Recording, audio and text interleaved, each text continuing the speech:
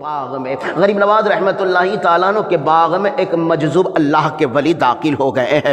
داخل ہونے کے بعد غریب نواز رحمۃ اللہ تعالیٰ عنہ کا رویہ ایسا نہیں تھا کہ جھڑکی دے کر کے ہکال دیا جائے، کوئی برا بھلا جملہ بول کر کے ہکال دیا جائے۔ غریب نواز رحمۃ اللہ تعالیٰ عنہ نے دیکھے ہیں آنے والا شخص اللہ کا بندہ ہے جس کا چہرہ دیکھے تو خدا یاد آ جائے۔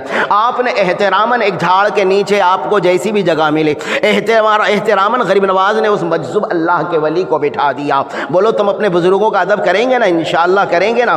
غریب نواز رحمۃ اللہ تعالیٰ عنہ کی نیاز لٹانے والوں، غریب نواز کے نام پر نیاز کھانے والوں، اجمیر کے جانے کی صدائیں دل میں جمع کر کے رکھنے والوں، غریب نواز رحمت اللہ تعالیٰ عنہ نے وہ بزرگ کو بٹھا لیا اور اپنے ہی باغ کے اندر جو پھل تھے وہ پھل توڑ کر کے غریب نواز نے اس بزرگ کے سامنے پیش کر دیا۔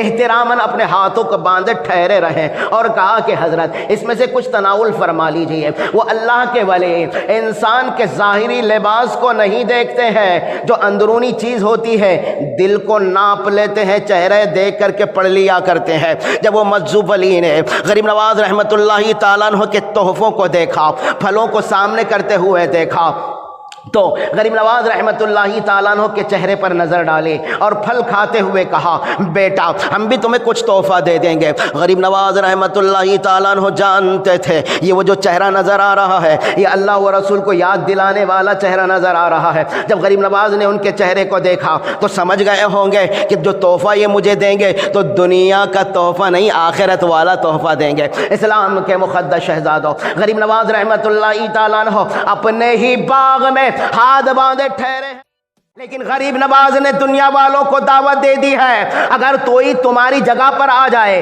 وہ اللہ کا ولی ہو، بزرگ ہو، احتراماً اس کے سامنے ہاتھ باندھ کر کے ٹھہر جانا۔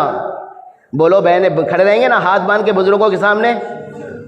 ارے یارو جوانوں میں تم سے پیار کرتا ہوں یار، کرتا ہوں کہ نہیں کرتا ہوں؟ ذرا زور سے بولو۔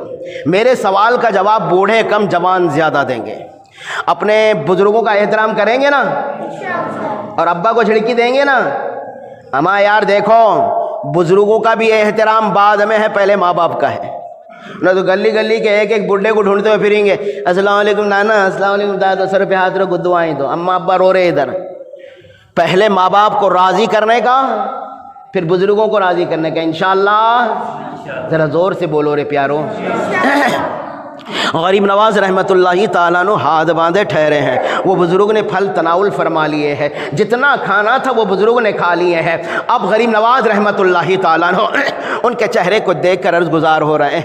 آپ نے تحفے کے بارے میں کہا تھا، وہ اللہ کے ولی اپنے جھولے میں سے بولو کوئی لباس قیمتی تھا کیا؟ پھٹا پرانا پیوندار لباس ہے، ساتھ میں کوئی سوٹ کیس نہیں ہے جو ایئرپورٹ پہ جاتے وقت ڈھکل کے اور رنگوں کے ساتھ لے جاتے ہی نہیں ہے شان سے، ویسا نہیں تھا۔ اپنے ہاتھ کو پھیلائیں تو جھولی نظر آ رہی تھی، جھولی نظر آ رہی تھی، اس جھولی میں سے ایک روٹی کا سکا ہوا ٹکڑا نکلا ہے۔ اسلام کے مقدس شہزادوں، آج ہمیں کیا ہو گیا ہے؟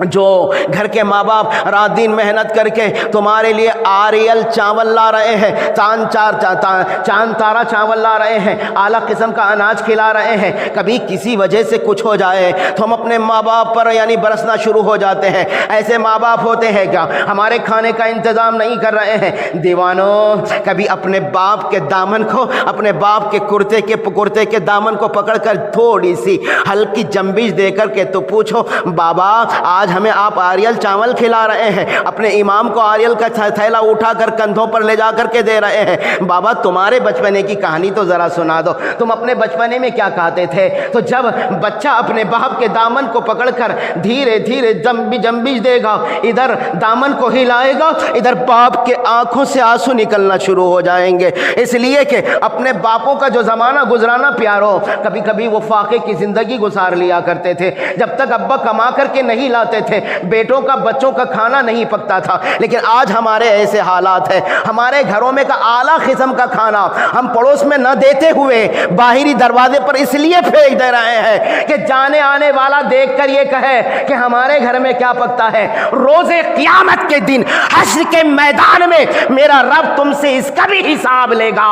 یہ تم نے اپنی کمائی تو پھینکی ایک طرف رکھو، لیکن تیرے باہری دروازے پر تو نے اعلیٰ قسم کی نعمت پھینکی ہے، وہاں سے ایک مرتبہ میرا بھوکا بندہ گزرا جو میرے گھر میں نماز کے لیے آیا تھا، بھوک کی حالت میں نماز پڑھ لیا اور بھوک کی حالت میں میرے گھر سے نکل کر اپنے دروازے کی طرف جا رہا تھا۔ میرے بندے کی نظر تیری چوکھٹ میں پڑے جہاں تو نے اعلیٰ قسم کا کھانا پھینکا تھا۔ بتاؤ اس کا جواب ہم کیا دیں گے پیارو؟